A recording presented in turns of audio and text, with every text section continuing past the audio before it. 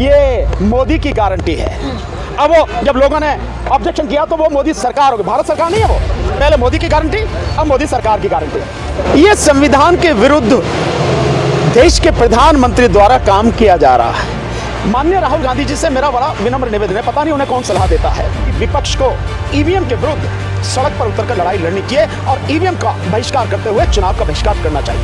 जिस चीज को लड़ना था, जिस बात पर लड़ना था, उसमें न लड़के तो न्याय यात्रा निकाले हैं। ये न्याय यात्रा, अन्याय यात्रा, कुछ भी आप कर लो, अगर ईवीएम रहेगी तो ना कांग्रेस ना विपक्ष जीत कर नहीं आ सकता। मतलब सत्ता में फिर से मोदी सरकार वापस आ जाएगी और उसके बाद फिर किसी चीज की जरूरत नहीं रहेगी, सब कहानी खत्म हो जानी है। अब ईवीएम है तो कोई भी आप कर लो, पूरा देश भी वोट दे ले, तब भी आप जीतोगे नहीं। हाँ, ईवीएम हट जाएगी, बीजेपी को 40 से ज्यादा सीटें मिलेंगे नहीं, बीजेपी का सूपा साफ हो जाएगा। और आज तक सरकार पुलवामा में जो हमारे 44 जो जवान थे जो शहीद हुए, उनकी शहादत की जो इन्वेस्टिगेशन होनी चाहिए थी वो नहीं हुई। एक बड़ी मुश्किल से डीएसपी पकड़ा गया था, बाद में वो भी टेक्निकल आधार पर छूट गया। आप देखेंगे कि जो आत्महत्या का जो आंकड़ा है वो आपको नजर आएगा सेना के लोगों में, पैरामिलिट्री फोर्सेस के जो लोग यानी हमारे अर्धसैनिक बल हैं और पुलिस में किस तरह से आत्महत्या का आंकड़ा बढ़ रहा है। क्या सरकार का इस पर ध्यान है? इस देश का जो असली मुद्दा है सबसे पहले नंबर पर है ईवीएम, इसको हटाना है।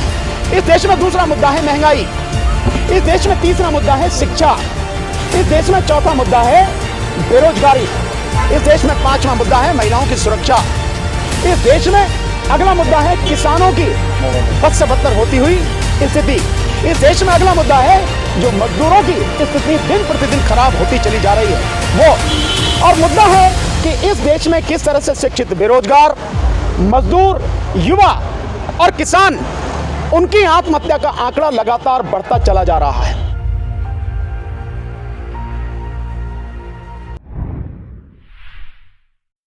और चुनाव आयोग की बौखलाहट आपको साफ नजर आ रही है जब दो पुराने चुनाव आयुक्त मिस्टर कुरैशी और मिस्टर रावत दोनों ईवीएम के पक्ष में उतार दिए गए हैं और जगह जगह ईवीएम को लेके जो है उसका प्रदर्शन किया जा रहा है चुनाव आयोग द्वारा। तो आप समझ सकते हैं कि चुनाव आयोग अंदर से कितना हिल चुका है, कितना बुरी तरह से घबरा चुका है। ये सारी उसी तरह से, अब से पहले तो हुआ नहीं था ऐसा। तो चुनाव आयोग की जिम्मेदारी है कि देश के संविधान के अनुसार वो इस देश में स्वतंत्र, निष्पक्ष और पारदर्शी चुनाव कराए। और मैं आपके माध्यम से बताना चाह रहा हूं कि उसे इस बार ईवीएम से नहीं, बैलेट पेपर से चुनाव कराने होंगे। इस देश की जनता ये सब समझ चुकी है और जनता खड़ी हो चुकी है, ये बात उसकी समझ में आ जानी चाहिए। इस बार का चुनाव केवल और केवल बैलेट पेपर से होगा। 2024 का लोकसभा चुनाव वो किसी भी हालत में ईवीएम से नहीं होगा। कहा जा रहा है भारत जैसी बड़ी संख्या वाले देश में बैलेट पेपर बहुत मुश्किल विकल्प है, ईवीएम जो है आसान रास्ता है। ये वो लोग कह रहे हैं जो इस देश की डेमोक्रेसी को खत्म करना चाहते हैं। ये वो लोग कह रहे हैं जो इस देश के 140 करोड़ लोगों को गुलाम बनाना चाह रहे हैं, जो इस देश पर कब्जा बनाए रखना चाहते हैं, जिनका लोकतांत्रिक मूल्यों में, संवैधानिक मूल्यों में, मानवाधिकारों में किसी भी तरह का कोई विश्वास नहीं है। ये वो लोग कह रहे हैं। ये वो लोग कह रहे हैं जो इस देश में सत्ता की दलाली खा रहे हैं।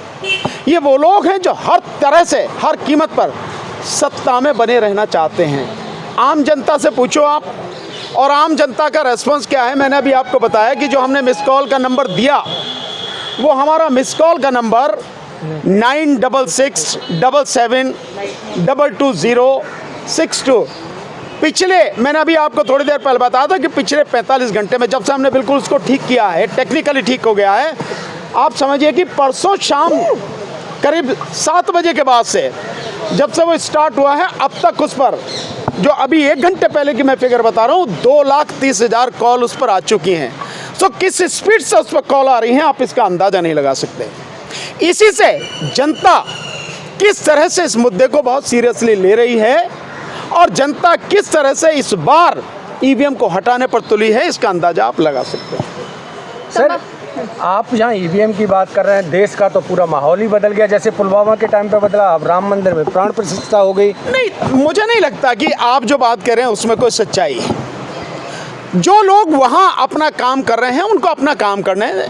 लेकिन बाकी और जो लोग हैं वो अपना काम कर रहे हैं और उनमें हम भी हैं और हमारे साथ बहुत बड़ी संख्या में जनता है, बहुत बड़ी संख्या में। आपको मिस कॉल से ही पता लग जाएगा। दूसरी बात यह है, इस देश का जो असली मुद्दा है सबसे पहले नंबर पर है ईवीएम, इसको हटाना है।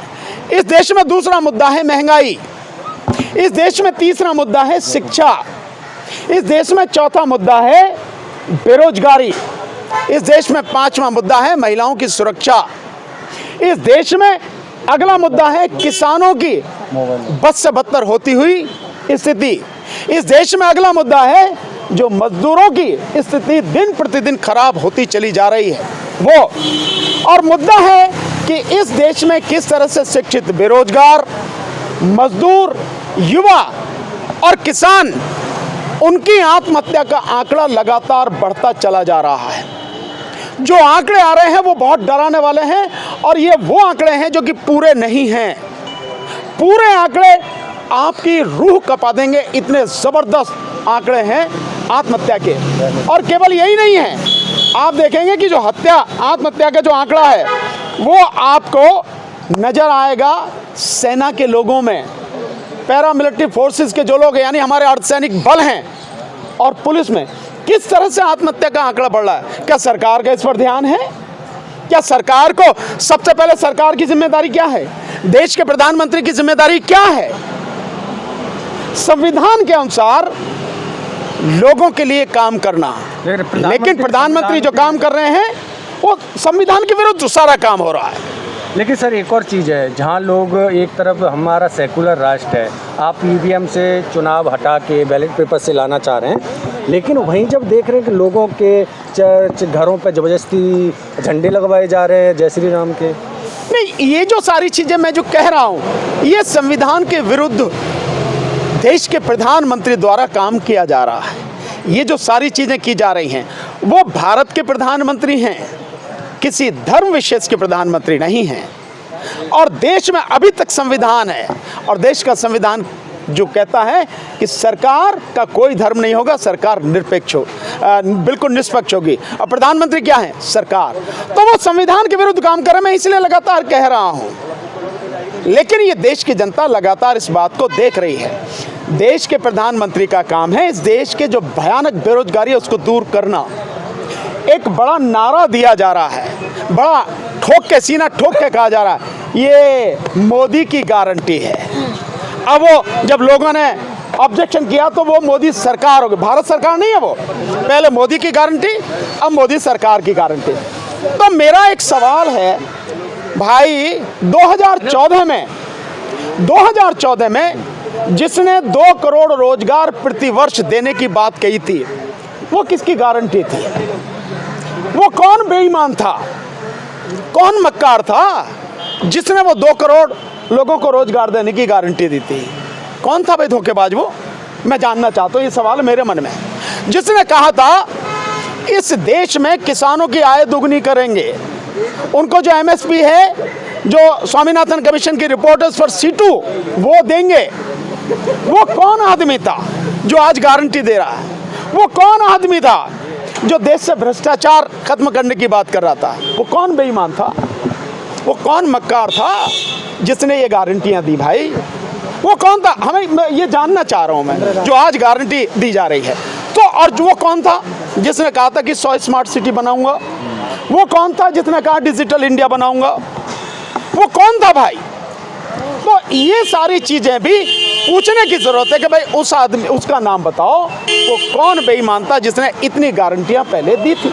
सर एक और सवाल है इसी के साथ, जब आपके जहां विपक्ष इतना मजबूत होने की कोशिश कर रहा है तो वहीं राहुल गांधी को मंदिर में नहीं घुसने दिया जा रहा है, वो धरने पे बैठ जाते हैं। और अब कौन डिसाइड करेगा कि कौन मंदिर जाएगा, कौन कहाँ जाएगा? नहीं, देखिए मेरे विचार से किसको कहाँ घुसने दिया जा रहा है मैं इस पर कोई चर्चा नहीं करना चाह रहा, पर मैं एक बात आपकी जो है वो आपके सामने रख। माननीय राहुल गांधी जी से मेरा बड़ा विनम्र निवेदन है, पता नहीं उन्हें कौन सलाह देता है, लेकिन उनके पिताजी के बहुत तकनीकी सलाहकार रहे और बहुत वरिष्ठ नागरिक हैं सैम पित्रोदा साहब। उन्होंने ये कहा था कि विपक्ष को ईवीएम के विरुद्ध सड़क पर उतरकर लड़ाई लड़नी चाहिए और ईवीएम का बहिष्कार करते हुए चुनाव का बहिष्कार करना चाहिए। ये उन्होंने सलाह दी थी, पर पता नहीं कोई वो न्याय यात्रा लेके चले गए। मैं दावे के साथ कह रहा हूँ कि जो न्याय यात्रा आप लेके जा रहे हैं, हो सकता है इससे भीड़ आपको नजर आ जाए, माहौल बनने की बात हो जाए, लेकिन अगर ईवीएम रहेगी और पूरा देश भी आपको वोट दे दे, तब भी आप जीत नहीं पाओगे। देश वैसे भी लगातार वोट दे रहा है, कांग्रेस को दे रहा है, विपक्ष को दे रहा है, बीजेपी के और मोदी सरकार के खिलाफ वोट दे रहा है, बावजूद उसके वो जीत कर आ रहे हैं।